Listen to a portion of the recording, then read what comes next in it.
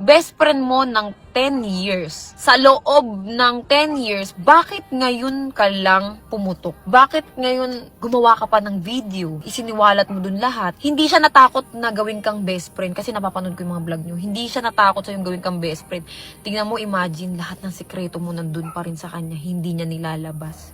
Kasi iniingatan niya yung pinagsamahan nyo. Ngayon, sino ang guilty? Siyempre, alam ko kung sino ang guilty dyan. Yung, alam naman nating lahat kung sino yung guilty, di ba? Malamang yung nagsalita sa social media, 'di ba? Ngayon nagbura sila ng post kasi pwede silang makasuhan diyan. Sa ganyan. Pwede, 'di ba? Oo, pwede. Pwede kasi ako yung nagbulgar sa akin Cyber. ng ganyan. Cyber. Oh, ngayon hindi mo maano cyber. nga. Cyber ano? Cyber libel. Oh, ganun yun. Okay? Kung meron man maling nasabi sa akin yung grupo nyo, okay, naiintindihan ko yun. Pero bakit kailangan i-record nang hindi alam ni Queen? 'Di ba? Para saan? So ano yung bala?